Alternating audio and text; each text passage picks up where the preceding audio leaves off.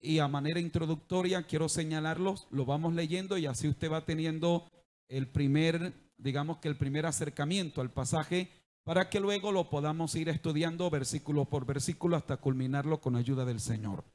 La primera división o el primer bloque del capítulo va desde el versículo 1 hasta el versículo 3. En esos 3 versículos, el apóstol Pablo muestra las credenciales que él tiene como apóstol. La segunda parte o el segundo bloque del capítulo lo encontramos desde el versículo 4 hasta el versículo 11.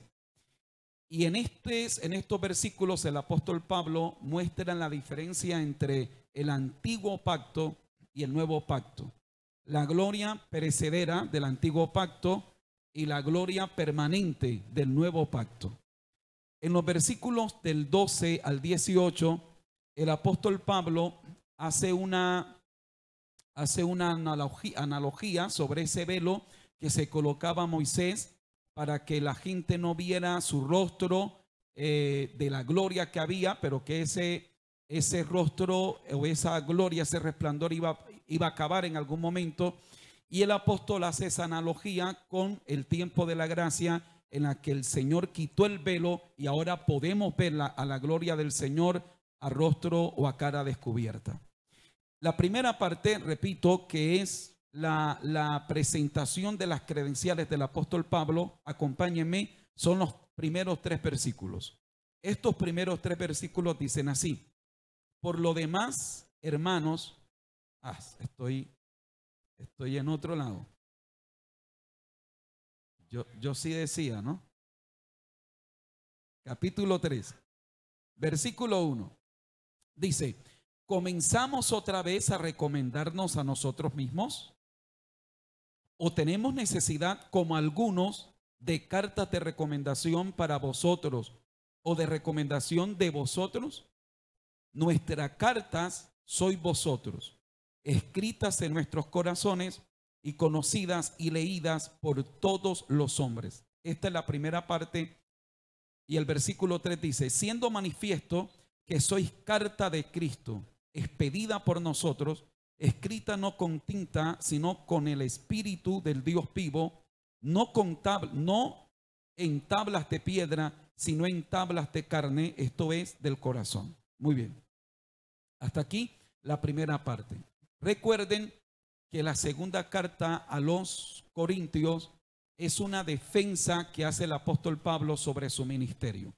La primera parte, es decir, hasta el capítulo 1 y el capítulo 2, el apóstol Pablo está presentando su ministerio, algunas explicaciones sobre su ministerio, sobre el por qué no ha ido a visitar a los corintios, las razones que tenía.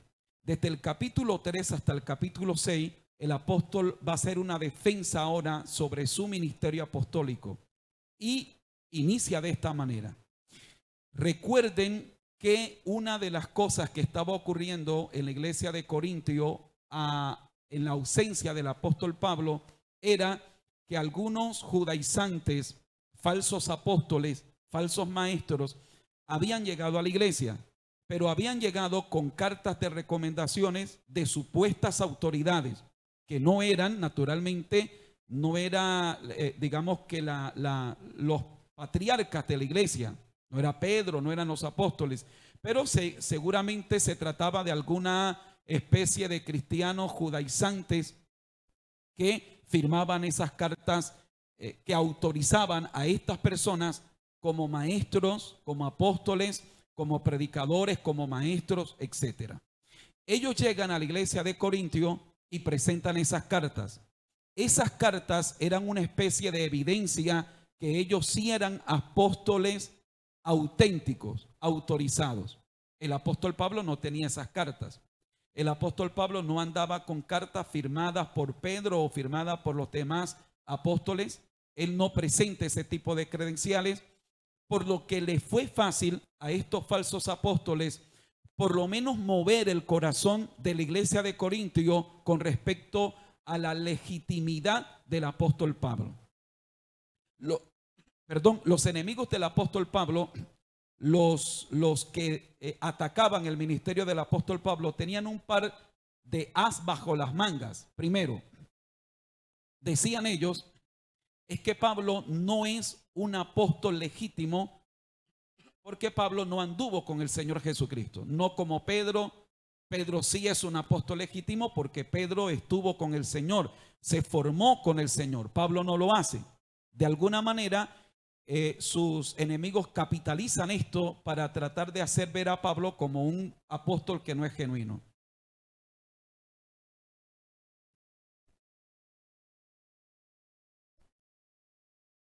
Naturalmente, el apóstol Pablo tiene un encuentro con Jesús y él tiene una experiencia con el Cristo resucitado.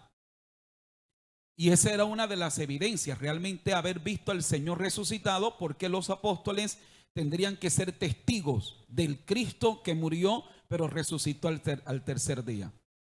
Y esta era otra de las razones que utilizaban los enemigos, trataban de decir es que Pablo no está autorizado para ser apóstol.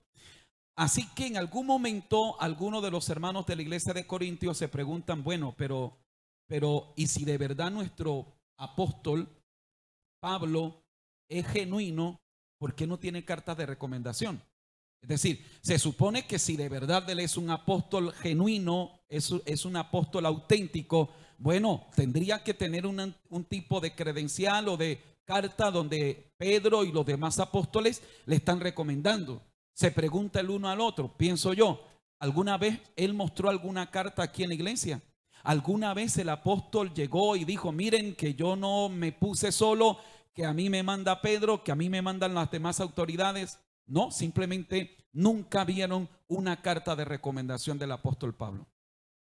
Así que introduce el apóstol Pablo este capítulo haciendo unas preguntas retóricas que exigían una respuesta negativa. La primera pregunta es, ¿comenzamos otra vez a recomendarnos a nosotros mismos?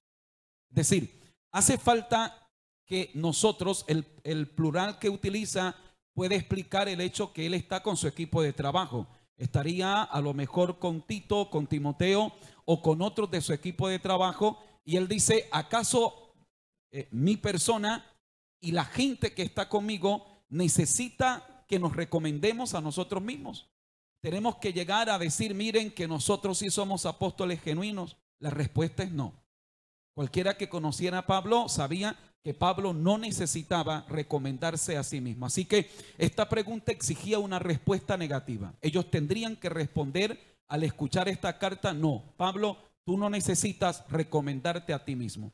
La segunda pregunta es, ¿o tenemos necesidad como algunos, ese algunos entre comillas, se está refiriendo a esos falsos apóstoles que están allí en la iglesia de Corintio en el momento que Pablo se encuentra posiblemente en Éfeso? Luego que funda la iglesia de Corinto, Pablo va a Éfeso, donde dura algo más de 2 años haciendo la obra del Señor. Estaría allí cuando envía esta carta y pregunta, ¿acaso tengo necesidad de recomendarme como hacen algunos, de cartas de recomendación para vosotros o de recomendación de vosotros? Es decir, yo tengo la misma necesidad que tienen los que han llegado a la iglesia mostrando cartas. ¿Me están pidiendo ustedes cartas a mí de recomendación? ¿Acaso necesito yo tener cartas de recomendación para predicarles a ustedes, o que ustedes me den carta de recomendación para yo predicar en otra iglesia? O sea, ¿acaso necesito que ustedes me autoricen, que ustedes firmen algo que digan, sí, nosotros damos fe que el apóstol Pablo es un apóstol genuino y que lo pueden escuchar? Nuevamente, esta pregunta exige una respuesta negativa. No, el apóstol Pablo no necesita esto. Ahora, ¿por qué el apóstol Pablo no necesita ese tipo de carta de recomendación como hacían los falsos apóstoles que están en la iglesia, los falsos maestros? La respuesta la da en el versículo número 2. En el versículo 2 Pablo dice, nuestras cartas sois vosotros. Ustedes son la carta de recomendación mía, le dice Pablo. Y dice, escritas en nuestros corazones, conocidas y leídas por todos los hombres. Las cartas que llevaban los falsos apóstoles, que seguramente eran falsas, no seguramente, eran falsas, esas cartas solo podrían ser leídas por las personas que estaban en la congregación.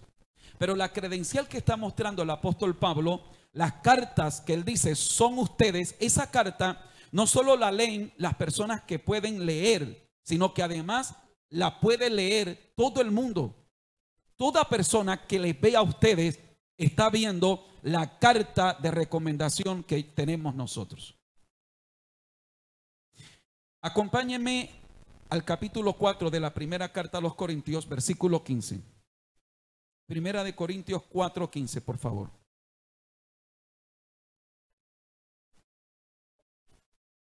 En el versículo 15, el apóstol dice lo siguiente: porque aunque tenéis 10,000 años en Cristo, no tendréis muchos padres.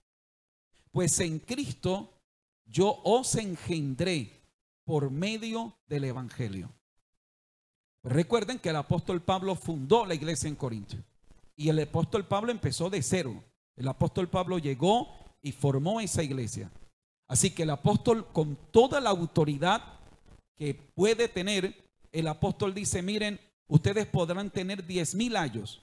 Un ayo es una persona que ayuda al niño. No fue el que lo engendró. El ayo no es el padre. El ayo es una persona a quien el padre contrata para ayudar al niño en su crecimiento hasta que ya sea un hombre. El apóstol Pablo dice: ustedes podrán tener 10,000 años, pero no tienen muchos padres, porque quien los engendró a ustedes fui yo por medio del Evangelio. Es decir, yo me los gané a ustedes para Cristo. Yo fui el que les prediqué el Evangelio. Yo fui el que les enseñé lo que saben. Así que en ese sentido, yo soy el padre espiritual de ustedes. Y vienen ahora a decirme que necesitan que yo les muestre una carta. ¿Me estoy haciendo entender? O sea, es absurdo realmente lo que la iglesia está pidiendo, pero más absurdo lo que lograron hacer los falsos apóstoles al llevar a la iglesia de Corintio a dudar del apóstol Pablo, al punto de pedirle o esperar de él una carta de recomendación. Así que el apóstol dice: señores, mis cartas son ustedes. Ustedes son la carta que están en nuestros corazones. ¿Cuántos alaban la gloria del Señor en esta preciosa hora? Recuerde, querido hermano, querida hermana, vivimos en un mundo donde el tema eclesiástico, religioso se ha vuelto tan comercial que tener una credencial es tener una fuente económica. Es decir, si tú tienes un pedazo de papel que dice que eres apóstol, que eres evangelista, que eres profeta, bueno, puedes caer parado en cualquier ciudad, en cualquier país, porque se te abren las puertas y eso significa lucro económico. Eso es muy triste, pero es la lamentable condición en la que gran parte del cristianismo ha caído, donde se comercializa el evangelio, donde el ministerio equivale a fuente de ganancia, donde tener un don me representa que ahora tengo la manera de adquirir recursos. Es decir, que si puedo predicar, o que si oro y se sana la gente, o que si tengo alguna gracia de Dios, bueno, ya aquí tengo una forma, una herramienta para pararme en una esquina y después de hacer lo que tengo que hacer, entonces pedir una ofrenda, o para que me abran puerta en alguna iglesia y poder cobrar una ofrenda. Es lamentable, pero esa es la triste realidad. Sin embargo, el apóstol Pablo nos muestra que las credenciales que realmente tiene un hombre de Dios es el fruto respaldado por Dios de su trabajo. Que las verdaderas credenciales de un pastor es el fruto en la iglesia. Que las verdaderas credenciales de un líder es que la gente lo siga.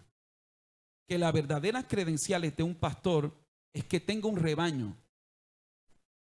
¿Me estoy haciendo entender? Y esto es lo que Pablo está mostrando. Pablo dice: mis credenciales son ustedes. Ustedes a quienes me los gané, ustedes a quienes los engendré por medio del evangelio. Si usted puede, levante sus manos, dele gloria a Dios, dele alabanzas al Dios de toda gloria. Y dice el versículo 3: siendo manifiesto que sois carta de Cristo, expedida por nosotros, escrita no con tinta, sino con el Espíritu del Dios vivo. En las tablas, no en las tablas de piedra, sino en las tablas de carne del corazón.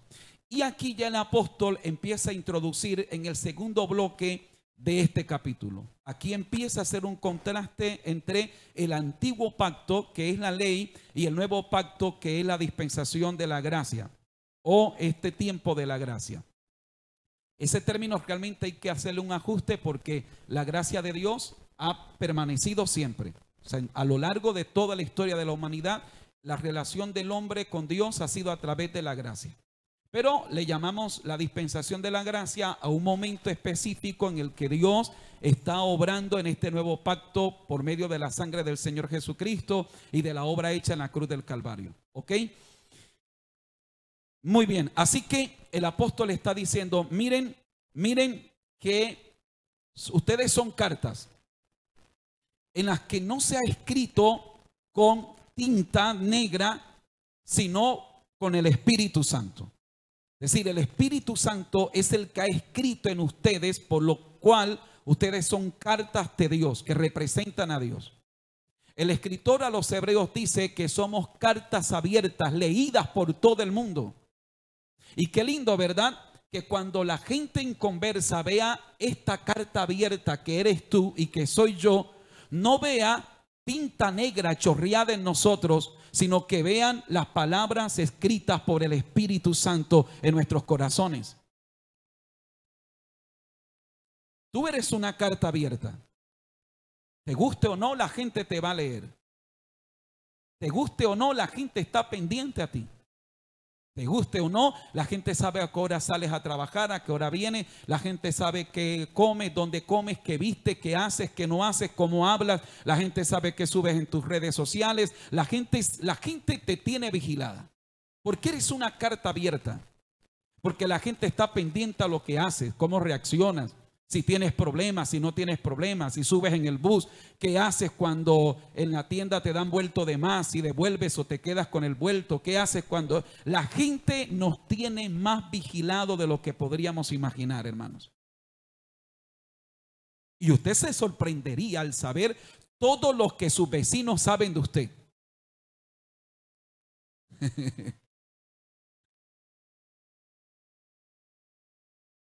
Pero que cuando tus vecinos, tus familiares inconversos en el trabajo, cuando te miren a ti y quieran leer en esa carta que tú eres, repito, no encuentren tachones, no encuentren tinta chorreada, que cuando la gente meta el ojo a esa carta que eres tú, encuentren las palabras del Espíritu Santo, encuentre la obra de regeneración del Espíritu Santo en tu corazón y la gente pueda glorificar a Dios al verte a ti. Aplauda fuerte al Rey de Reyes y Señor de Señores.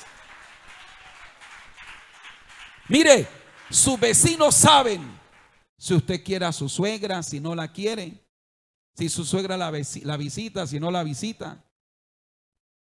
Cómo usted trata a sus hijos, si usted los regaña, cómo los regaña. En el trabajo donde usted está, lo que pasa es que usted no se lo dicen, pero lo miran arriba, abajo. Cuando usted está calladito le dicen, hermano, usted ya no habla como antes, ya usted ya no ora como, no nos evangeliza, no nos predica como, ¿se dan cuenta? Cuando usted está desanimado, ellos se dan cuenta que usted está desanimado. Hermano, yo lo veo como que se está aflojando, hermano. Y a veces hasta son las piedras que Dios usa para hablarnos a nosotros. Recuerda que eres la carta que muestra la obra del Señor Jesucristo a un mundo perdido. Fuerte ese aplauso al Rey de Reyes y Señor de Señores. Y esta carta no están escritas en tablas de piedra, hablando de la ley de Moisés, sino que está escrita en el corazón. Esa es una de las cosas que contrasta el antiguo pacto con el nuevo, y ya voy a introducirme a este concepto. Es que el antiguo pacto se refleja con la piedra, con la dureza. El nuevo pacto en el corazón. Es la obra que hace Dios en el corazón del hombre. Ahora, entramos al segundo bloque de este capítulo y tiene que ver ese contraste que hace el apóstol Pablo entre el antiguo pacto y el nuevo, para hablar de la gloria perecedera del antiguo pacto o la gloria que se extingue y la gloria que permanece del nuevo pacto. Vamos a leer los versículos del 4 al 11. Estamos en el capítulo 3 de la segunda carta a los Corintios. Los versículos del 4 al 11 dicen así: y tal confianza tenemos mediante Cristo para con Dios. No que seamos competentes por nosotros mismos, sino que nuestra competencia proviene de Dios, el cual asimismo nos hizo ministros competentes de un nuevo pacto, no de la letra, sino del Espíritu. Porque la letra mata, mas el Espíritu vivifica. Y si el ministerio de muerte grabado con letras en piedra fue con gloria, tanto que los hijos de Israel no pudieron fijar la vista en el rostro de Moisés a causa de la gloria de su rostro, la cual había de perecer, ¿cómo no será más bien con gloria el ministerio del Espíritu? Porque si el ministerio de condenación fue con gloria, mucho más abundará en gloria el ministerio de justificación. Porque aún lo que fue glorioso no es glorioso en este respecto, en comparación con la gloria más eminente. Porque si lo que perece tuvo gloria, mucho más glorioso será lo que permanece. Amén. Muy bien. Ahora el apóstol va a hablarnos del nuevo pacto. Pero el apóstol dice que para entrar a ese nuevo pacto, el Señor nos hizo ministros competentes para ese nuevo pacto.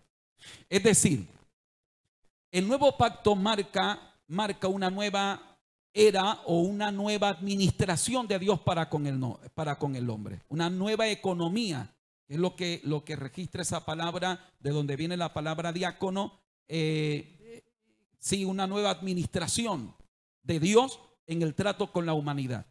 En esta nueva administración, en esta nueva economía de Dios, tratar con el hombre, Dios para este nuevo pacto primero prepara a sus siervos y los hace ministros competentes para administrar en este nuevo pacto. Es decir, la diferencia que hay entre Pablo y los judaizantes es que los judaizantes o los apóstoles que estaban aferrados a la ley,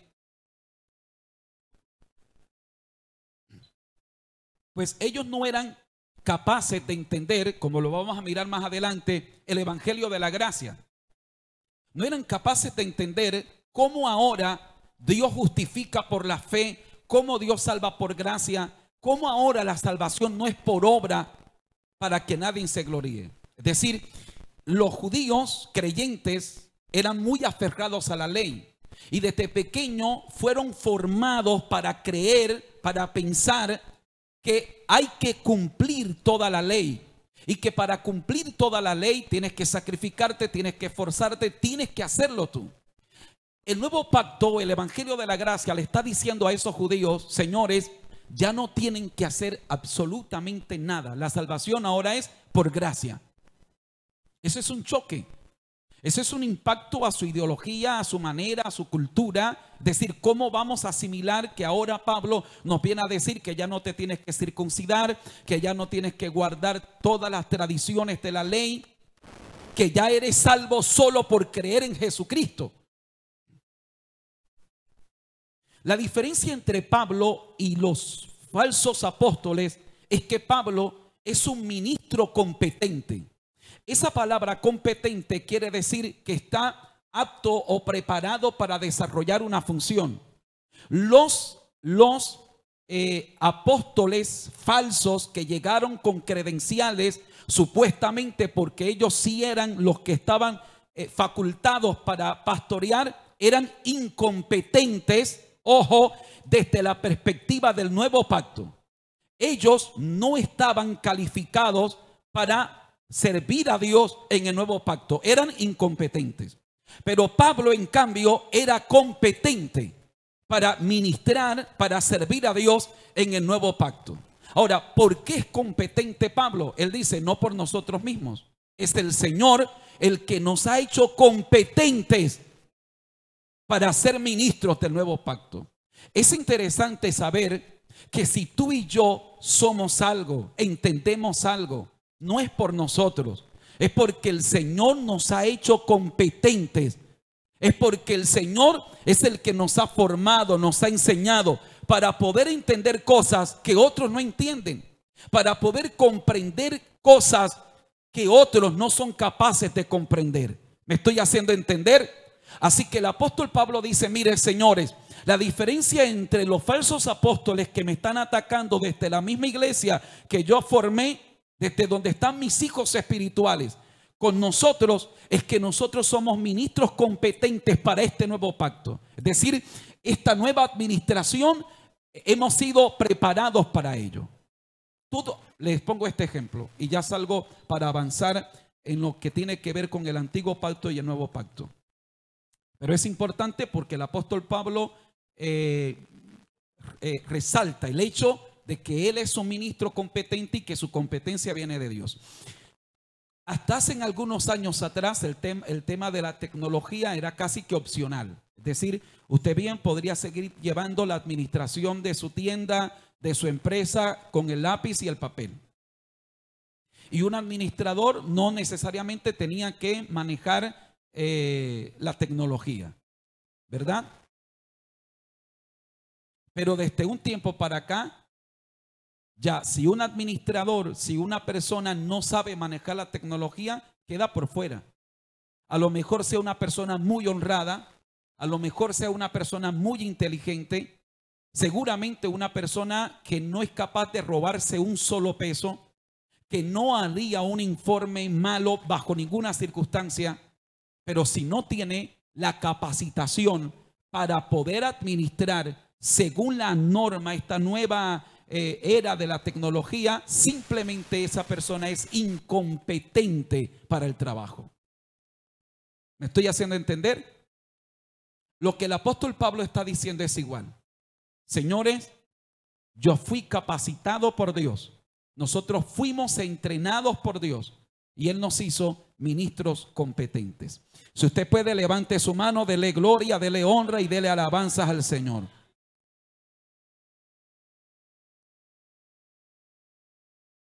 Aquí hay una frase que es de las más sacadas de contexto entre la cosmovisión pentecostal. Es decir, esta frase sacada de contexto a lo mejor no ocurre entre personas de otra cosmovisión teológica, pero nosotros los pentecostales somos muy dados a distorsionar este versículo que dice, la letra mata, pero el espíritu vivifica. ¿Cómo lo interpretamos nosotros? No estudies teología porque la letra mata. No estudies tanto la Biblia porque la letra mata. No eso de estar y que en instituto bíblico, eso la letra mata. No, lo que mata es la ignorancia de la Biblia, no el estudiar la Biblia. Pero ¿por qué decimos eso? Porque agarramos a este versículo y le retorcemos el pescuezo, pero es que lo sacamos de todo contexto. Vamos a tratar de mirarlo en el contexto y qué fue lo que el apóstol Pablo realmente quiso decir aquí. Amén. Levante su mano, dele gloria, dele honra y dele alabanza. Versículo número 5. Vamos a captar la idea exegética del versículo, del capítulo. Dice, no que seamos competentes por nosotros mismos para pensar algo como de nosotros mismos, sino que nuestra competencia proviene de Dios, el cual asimismo nos hizo ministros competentes, y subraye esta frase en su Biblia, de un nuevo pacto. La frase un nuevo pacto indica que hay otro pacto, que hay un pacto viejo. Si hay un pacto nuevo es porque hay un pacto viejo. No de la letra, sino del espíritu. Aquí se establece que el pacto viejo es el pacto de la letra y que el pacto nuevo es el pacto del espíritu. Sigamos leyendo. Luego dice, y aquí está la frase, porque la letra mata, mas el espíritu vivifica. Ya le voy a explicar en qué sentido la letra mata, pero quiero primero entregarle todo el contexto de lo que significa el pacto de la letra y el pacto del espíritu. Versículo 7, ¿están conmigo? Y si el ministerio de muerte grabado con letras en piedras, ¿qué letras fueron grabadas en piedras en el antiguo pacto? La ley, ¿cierto? La ley fue grabada en piedra en el antiguo pacto.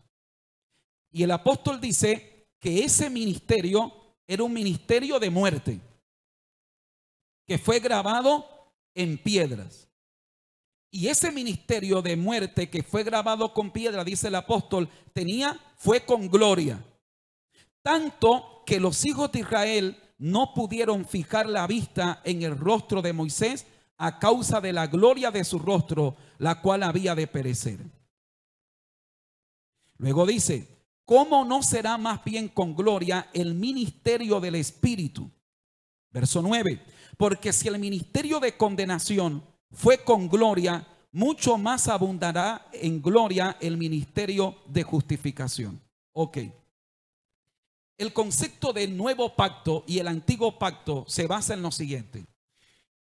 En el antiguo pacto, Dios le dice a Moisés, haré un pacto contigo. Y en ese pacto depende de, tú debes cumplir toda la ley, debes guardar la ley, debes obedecer la ley y yo te voy a bendecir. Si tú no cumples la ley, eres maldito. Si tú no cumples las ordenanzas, morirás. Si no cumples la ley, estás condenado a maldición, a muerte. Así que este es un pacto que estaba condicionado a lo que el hombre hiciera o a cómo el hombre guardara la ley. Por eso se le llama el pacto de muerte. ¿Se llama pacto de muerte porque era malo? No. Se llama pacto de muerte porque era bueno, era santo, pero era tan santo que si el hombre no la cumplía, moría. Luego, cuando el Señor está dando la cena, recuerdan cuando el Señor está con los discípulos y el Señor toma la copa y dice, esta copa es el nuevo pacto en mi sangre. Pero el Señor dice, esta copa es el nuevo pacto. Y ese nuevo pacto es por medio de mi sangre. En ese momento el Señor, que está próximo a la crucifixión, está diciendo, a partir de ahora hay un nuevo pacto que inicia. Y este nuevo pacto no depende de la ley o del cumplimiento de la ley, sino que este nuevo pacto es sellado por mi sangre. En el antiguo pacto dependía de lo que el hombre hiciera. Este nuevo pacto depende de lo que Jesús hace. Este nuevo pacto depende de la sangre derramada por Jesucristo. Esa sangre nos redime, nos limpia, nos justifica, nos hace competentes para el nuevo pacto. Cuando el Señor está en la cruz del Calvario y muere, recuerdan ustedes que el velo del templo se rasgó. Era una señal que ahora en este nuevo pacto, a diferencia del antiguo pacto, cuando el sacerdote, solo el sumo sacerdote podía entrar al lugar santísimo, el pueblo ni pensarlo, el pueblo no se podía asomar allí. Solo el sumo sacerdote una vez al año. Eso era en el antiguo pacto. En el antiguo pacto había una restricción que impedía la cercanía del hombre hacia Dios por su condición de pecado. En el nuevo pacto, por la sangre de Jesucristo, el velo se rompe y eso está diciendo que ahora el hombre, por la obra de Jesucristo, tiene entrada directa a la presencia del Señor. Ok, vamos a considerar algunos versículos para entender por qué el antiguo pacto era de muerte o por qué la ley era de muerte. Pero antes, permítame ponerlo en contexto, así sea de manera muy rápida, muy breve. ¿Qué era la ley? Bueno, si me permiten hacer una descripción de la ley, una definición de la ley, diría lo siguiente. La ley es la revelación divina de la santidad de Dios. Pero además la ley es también la revelación de la demanda de Dios a esa santidad. Y esa demanda de Dios es expresada en los libros, en los 5 libros que tenemos en el Antiguo Testamento que conocemos como los libros de la ley. Pero básicamente la ley tiene como objeto revelar, por un lado, la santidad de Dios. Cuando el judío está leyendo la ley, el judío se da cuenta lo santo que Dios es. Pero al mismo tiempo, el judío ante la ley se siente desafiado porque la ley revela la demanda, lo que Dios pide a mí, lo que esa santidad demanda de mí. Amén. En ese sentido, la ley tiene algunos objetivos puntuales. ¿Para qué es la ley? Yo le pregunto, cuando Dios reveló la ley, ¿Dios pensó que había la posibilidad de que los hombres cumplieran la ley? ¿O Dios ya sabía que ningún hombre iba a cumplir la ley?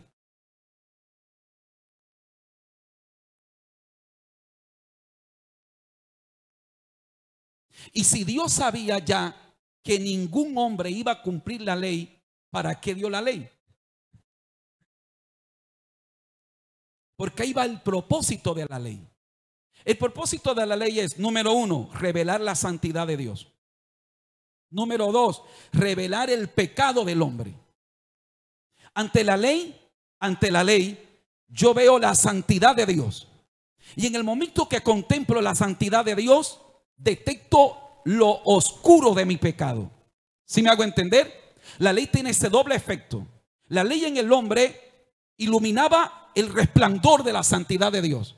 Pero en el momento que el hombre veía la santidad de Dios, el hombre veía lo oscuro de su pecado. Tercero, porque la ley era el ayo que iba a llevar al hombre a Cristo.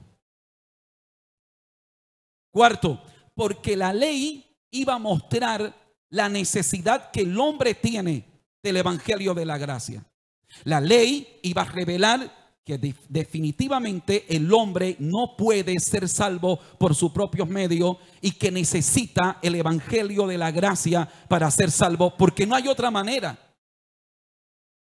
Pero la ley exige al hombre que debe cumplirlo porque si no muere. Acompáñenme a Romanos capítulo 3 verso 19, por favor. Quiero que alguien lea en voz alta. A ver, alguien de mi cera izquierda lea Romanos 3:19 y alguien acá de la cera derecha Gálatas capítulo 3 versículos 10 al 13. Romanos 3:19, ¿quién lo tiene? En voz alta, léanlo, que escuchen hasta los hermanos que nos están viendo a través de las redes sociales. Romanos 3:19.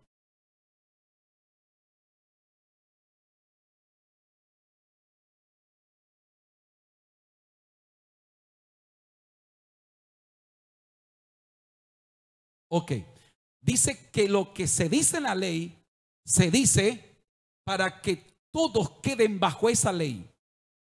Toda boca se tiene que cerrar.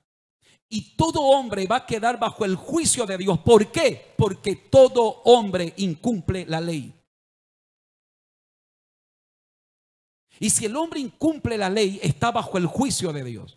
Luego, en Gálatas, el apóstol lo va a hacer más explícito. Por favor, capítulo 3, verso 10 al 13. Gálatas, capítulo 3, versículos 10 al 13. Ok. Todos los que dependen de las obras de la ley están bajo maldición. Pero es que todo creyente del Antiguo Testamento dependía de las obras de la ley. Es decir, de que yo cumpla la ley, de eso depende mi relación con Dios. Siga leyendo, por favor, hermano.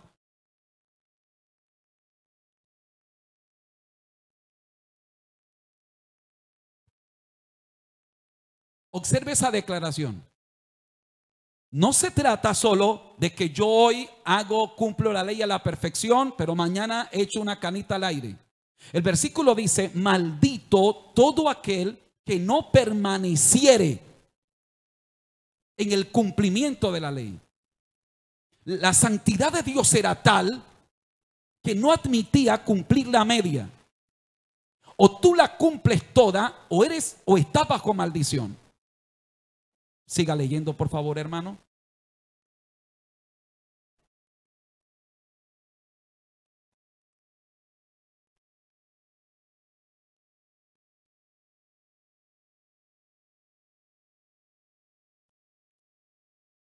Ok, por la ley, ninguno se justifica para con Dios. ¿Por qué? Porque nadie la puede cumplir.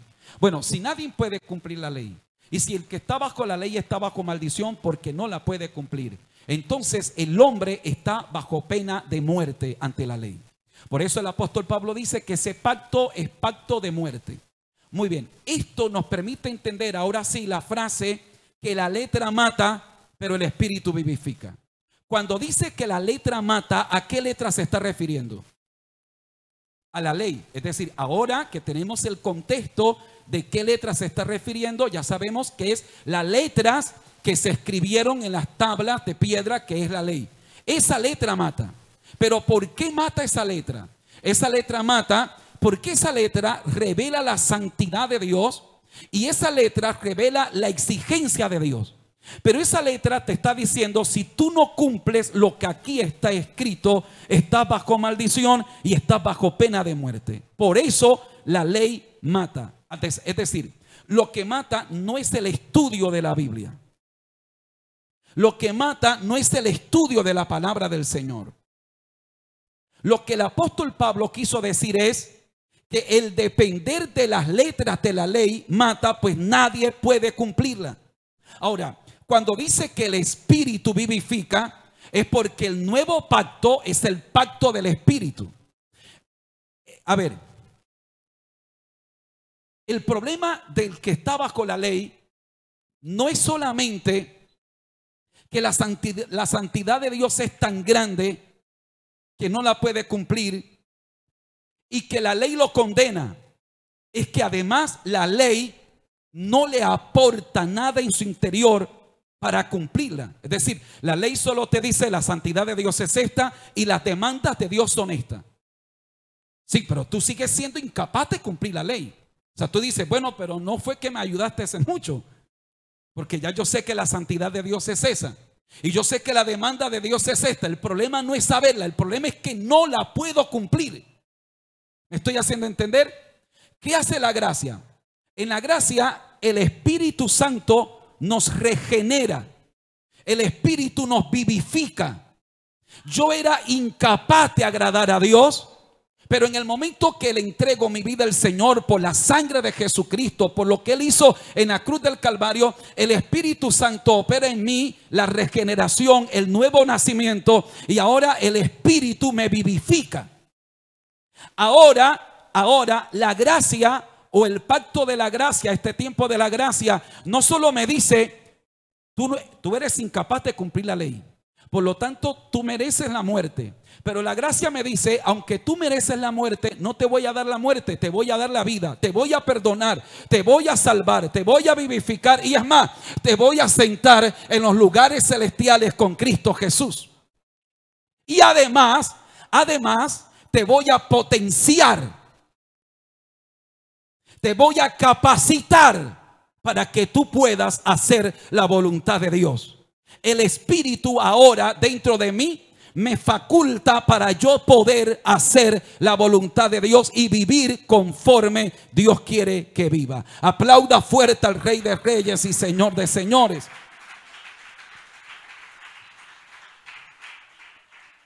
Así que cuando usted vuelva a leer este versículo, la letra mata, pero el espíritu vivifica, no se le ocurra pensar que la Biblia está diciendo que usted no debe estudiar la Biblia. Todo lo contrario, dice, mi pueblo pereció porque le faltó conocimiento. Estudien la palabra del Señor. Tenemos el Instituto Bíblico Elim, programas están para abrir inscripciones. Estudien el Instituto Bíblico. Estudie la palabra del Señor. Todo lo que usted puede estudiar. Porque entre más usted conozca la palabra del Señor, primero, si usted va a ser un predicador de la palabra, usted no será un neófito. Usted no será una amenaza con un micrófono en la mano. Porque usted estará teológicamente correcto cuando usted declare la palabra del Señor. Hay predicadores que predican muy bonito, pero es como comer bocachico en cabrito. ¿Saben cómo es el bocachico en cabrito? Como que no. Es delicioso, pero eso tiene más espinas que ni para dónde, hermano. O sea, usted tiene que comerlo y usted tiene que sacar la espina porque así hay muchos que están predicando, pero van dejando espinas, van dejando cosas que el que no estudia la palabra de Dios dice, amén, aleluya, amén. Pero el que conoce la Biblia dice, pero es que este está diciendo herejías impresionantes. Con todo y espinas se lo tragan algunos. Aprenda a no decir amén a todo.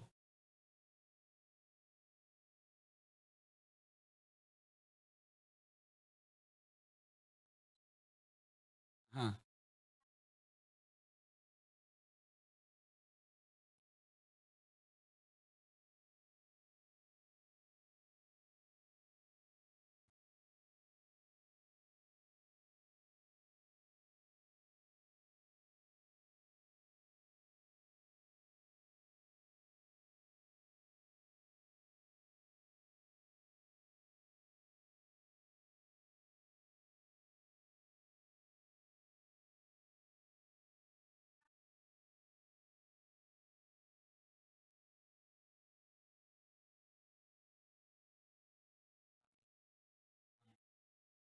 Correcto.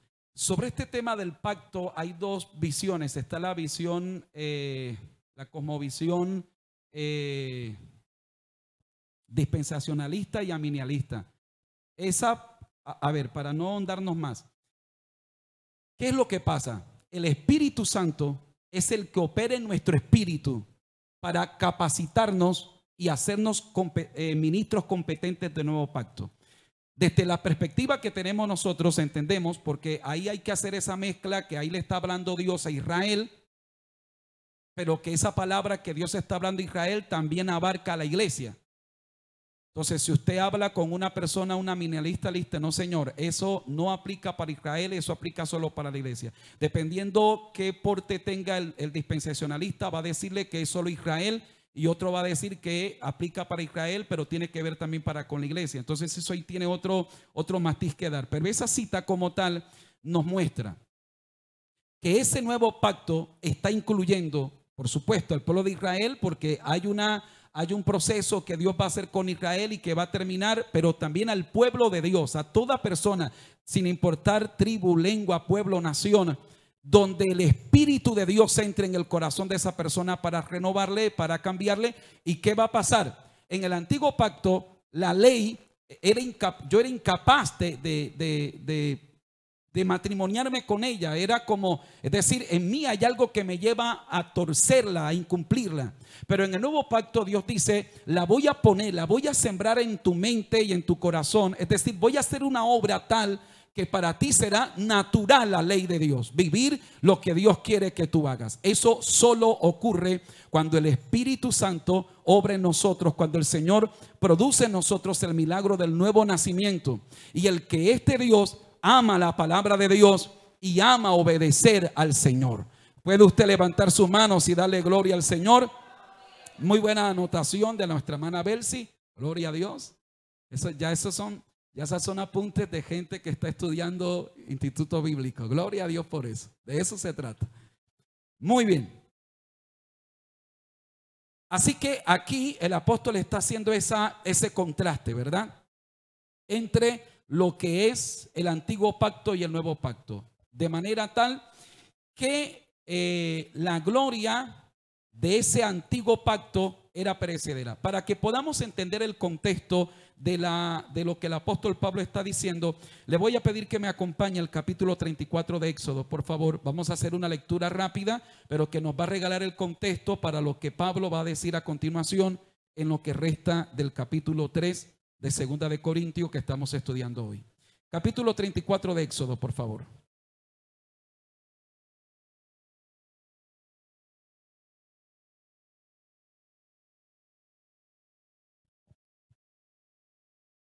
...34 versículos 27 en adelante. Aquí está el antiguo pacto. Dice así: y Jehová dijo a Moisés: escribe tú estas palabras, porque conforme a estas palabras he hecho pacto contigo y con Israel. Este antiguo pacto depende de esas letras, de esas palabras, de lo que está escrito allí. Verso 28. Y él estuvo allí con Jehová 40 días y 40 noches. No comió pan ni bebió agua. Y escribió en tablas las palabras del pacto, los 10 mandamientos. Y aconteció que descendió Moisés del monte Sinaí con las 2 tablas del testimonio en su mano. Al descender del monte, no sabía Moisés que la piel de su rostro resplandecía después que hubo hablado con Dios. Es decir, había tanta gloria allí cuando Dios dio ese primer pacto. Había tanta gloria que la piel de Moisés brillaba, resplandecía, sin que Moisés lo notara. Verso 30. Y Aarón y todos los hijos de Israel miraron a Moisés, y aquí la piel de su rostro era resplandeciente, y tuvieron miedo de acercarse a él. Entonces Moisés los llamó, y Aarón y todos los príncipes de la congregación volvieron a él. Y Moisés les habló. Quiero que observe este detalle. Después, es decir, después que Moisés los reunió, le habló, más allá que ellos no querían acercarse a él porque tenían miedo por el resplandor en su rostro. Después de eso dice, verso 33. 32. Después se acercaron todos los hijos de Israel, a los cuales mandó todo lo que Jehová le había dicho en el monte Sinaí. Y cuando acabó Moisés de hablar con ellos, ¿qué hizo? El velo lo puso antes de hablar o después de hablar. Tengan en cuenta ese detalle. Cuando venía Moisés delante de Jehová para hablar con él, se quitaba el velo hasta que salía. Y saliendo decía a los hijos de Israel lo que le era mandado. Y al mirar los hijos de Israel el rostro de Moisés, veían que la piel de su rostro era resplandeciente. Y volvía Moisés a poner el velo sobre su rostro hasta que entraba a hablar con Dios. Es decir, cuando iba a hablar con Dios se lo quitaba, cuando ya salía se lo colocaba. El tema era que las personas no vieran el rostro de Moisés por su resplandor. Muy bien. Cuando usted hace la lectura, usted podría fácilmente concluir que Moisés se lo ponía porque la gente no resistía ver la gloria de Dios en él. Sin embargo, Pablo nos hace otra lectura de lo acontecido. Pablo nos dice que la razón por la que Moisés se colocaba el velo era porque esa gloria iba a desaparecer. Y era como que Moisés no quería que la gente notara que ya su rostro no estaba brillando como antes. Así que se colocaba el rostro para que la gente, el velo sí, ya ahí sí arreglamos a Moisés, ¿no? Le quitamos rostro y todo. No, yo lo digo para ver si me están prestando atención, hermano. Así que la gente pues no se está dando cuenta de ese proceso gradual en el que ya su rostro no está brillando como antes. Muy bien, cuando volvemos a 2 de Corintios, el apóstol hace el siguiente contraste.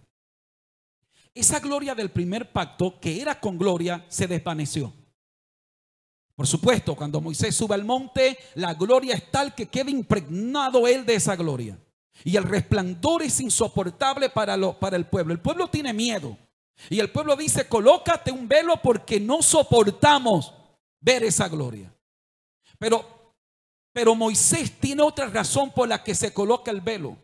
Y es para que el pueblo no note, según palabras de Pablo, que esa gloria se está desvaneciendo. Sigamos leyendo, por favor.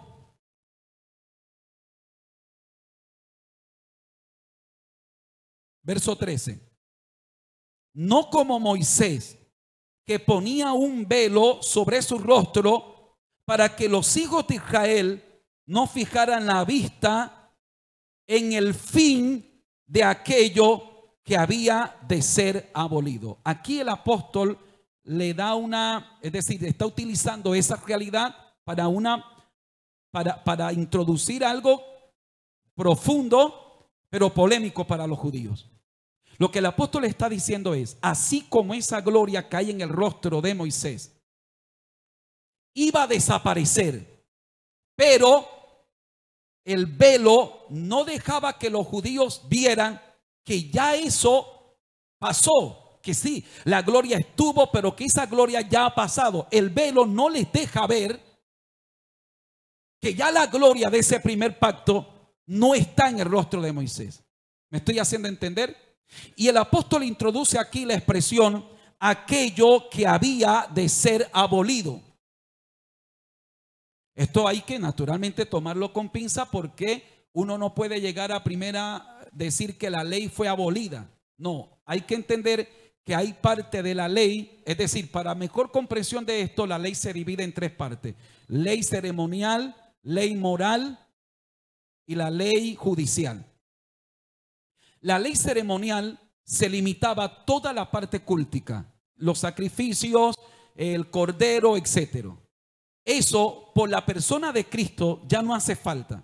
Ya no tiene falta de sacrificar un cordero, porque Cristo es el cordero que fue inmolado una sola vez y para siempre. Así que esa ley ceremonial ha sido reemplazada, o no reemplazada, ha sido cumplida en Cristo. O sea, ya no necesito venir con un cordero al altar, porque ya Cristo es el cordero que quita los pecados del mundo. Ya no necesito a un sumo sacerdote que entre una vez al año a ofrecer sacrificio por toda la nación. ¿Por qué? Porque el sumo sacerdote Jesucristo ya entró y lo hizo una vez para siempre. Así que esa parte de la ley ha sido cumplida en Cristo. Hay una segunda parte de la ley, que era la ley judicial. Y esta ley estaba limitada a regular el comportamiento de los judíos. Es decir, eran leyes que habían sido diseñadas en el contexto que vivían ellos en el desierto para guardarles, etcétera.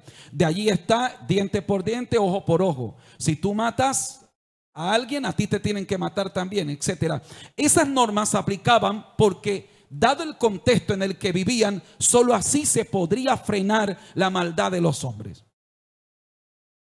Ahora estamos en el tiempo de la gracia, y el Señor Jesucristo no dice diente por diente, ojo por ojo, sino que dice: el que te pega en el lado derecho, pon tú el lado izquierdo. Así que esa ley ha sido suplida por la gracia. Pero hay una ley que es la ley moral de Dios, en la que Dios dice: no robarás, no matarás, no hurtarás, que es no robar, etcétera. Esa ley sigue en pie. Así que hay que tener mucho cuidado al decir que la ley fue abolida. El apóstol Pablo lo que está diciendo aquí es que ya ese pacto de la ley iba a ser cumplido totalmente por Jesucristo, y que ahora viene un nuevo pacto cuya gloria no va a perecer. ¿Me estoy haciendo entender? Muy bien, así que eso explica el por qué Moisés se coloca el velo y la aplicación que le hace el apóstol Pablo a esa acción de Moisés. Versículo 14 dice: pero el entendimiento de ellos se embotó, porque hasta el día de hoy, cuando leen el antiguo pacto, les queda el mismo velo no descubierto, el cual por Cristo es quitado. Los judíos leen el antiguo pacto y no ven que ya el cordero fue crucificado, que ya el sacerdote entró una sola vez para siempre, que ya la sangre fue derramada en expiación por todos los pecados. Sí, los judíos ven la ley, pero siguen con el mismo velo. Siguen haciendo los sacrificios, siguen haciendo todo, porque el velo no les permite ver que ya ese pacto ha sido reemplazado por el nuevo pacto en la sangre del Señor Jesucristo. Pero ¿quién es el que quita ese velo? Pablo dice: Cristo. Verso 15: y aún hasta el día de hoy, cuando se lea a Moisés, el velo está puesto sobre el corazón de ellos. Pero cuando se conviertan al Señor, ¿qué va a pasar con el velo? ¿Qué ocurre con un judío cuando se convierta a Cristo? Cuando un judío se convierte a Cristo, se le quita el velo. ¿Qué pasó con Pablo? Que era un fariseo, fariseo de fariseos. Cuando Pablo va camino a Damasco y se le aparece Cristo y el Señor le dice: Saulo, Saulo, ¿por qué me persigues?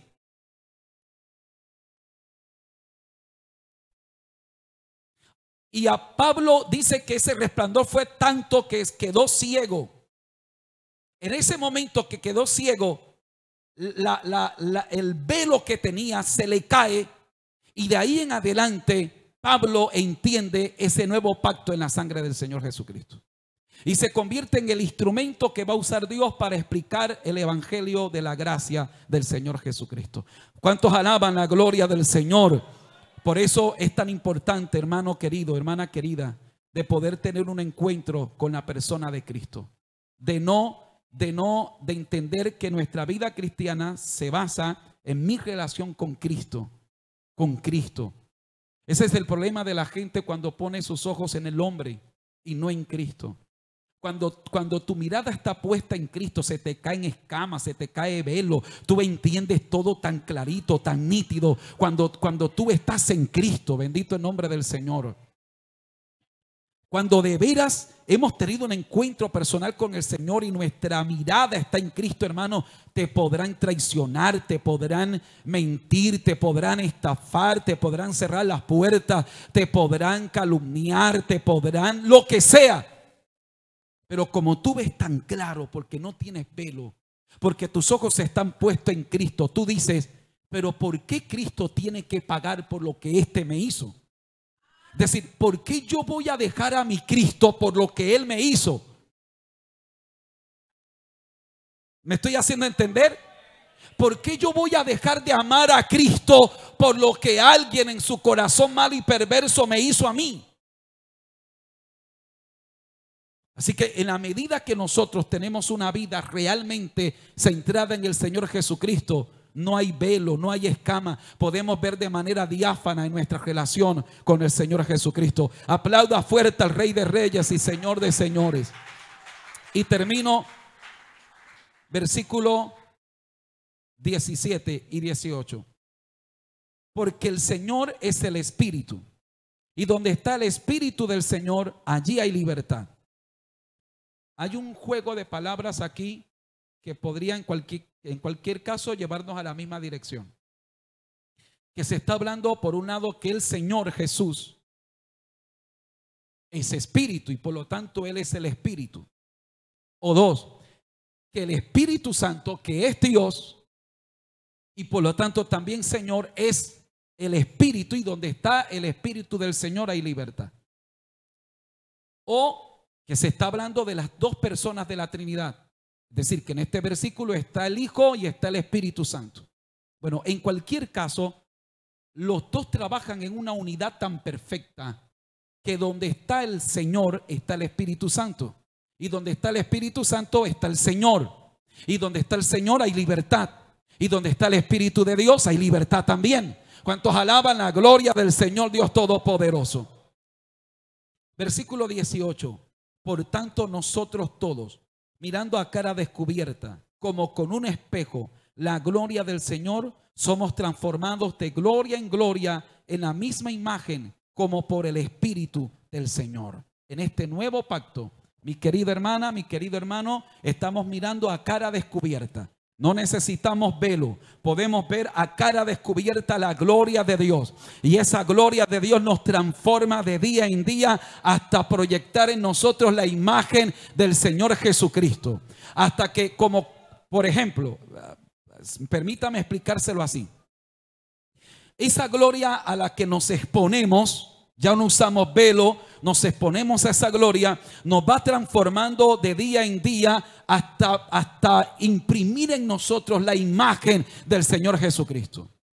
Hasta tal punto que es como el que se va viendo en un espejo y dice: hoy me parezco más a Jesús. Y mañana se ve en el espejo y dice: hoy me parezco más a Jesús. Y pasado mañana se ve en el espejo y dice: hoy me estoy pareciendo mucho más a Jesús. Y cada día que pasa, él se va viendo en ese espejo y dice, cada día voy progresando y cada día en mi conducta, en mi forma de hablar, en mi forma de vestir, en mi manera de pensar, cada día estoy viendo en ese espejo la imagen de Jesús. La gente que me ve en mí la imagen de Jesús, en el sentido de proyectar al Señor Jesucristo en mi conducta y en mi testimonio. Colóquese de pies, por favor. Quiero que sepa que el objeto de la gloria de Dios en nuestras vidas es tallar la imagen de Jesús. Ojo con esto. Ojo con lo que voy a decirles. Porque hay gente que piensa que la gloria de Dios, solo simplifican la gloria de Dios, y esa palabra, la gloria de Dios, tiene diferentes implicaciones. Normalmente llamamos la gloria de Dios a la manifestación de su presencia, y por supuesto que es la gloria de Dios. Pero normalmente simplificamos gloria de Dios a una manifestación emocional, visible de la presencia de Dios. ¿Y en qué error caemos? En el error que esa manifestación de la gloria de Dios me emociona, y mientras yo estoy en el culto, aleluya, yo danzo, yo hablo en lengua y yo digo, no, yo es para adelante que voy. Pero ¿qué pasa cuando salgo de la iglesia? Vuelvo a ser la misma persona con los mismos defectos de siempre. Y el objeto de la gloria de Dios es transformarnos hasta tallar en nosotros la imagen del Señor Jesucristo. Ese es el objeto de la gloria de Dios. Que en nosotros se pueda palpar la imagen del Señor Jesucristo. Que cada administración de Dios, que cada experiencia con la gloria de Dios en ti te deje el aroma, te deje la imagen, te moldee a la imagen del Señor Jesucristo. Levante su mano y damos gracias a Dios. Padre y buen Dios que estás en el cielo. Señor, gracias te doy por tu amor y gracias por tu misericordia. Gracias te doy por regalarnos esta oportunidad hermosa de poder estar en tu presencia para adorarte, para exaltarte y para bendecirte.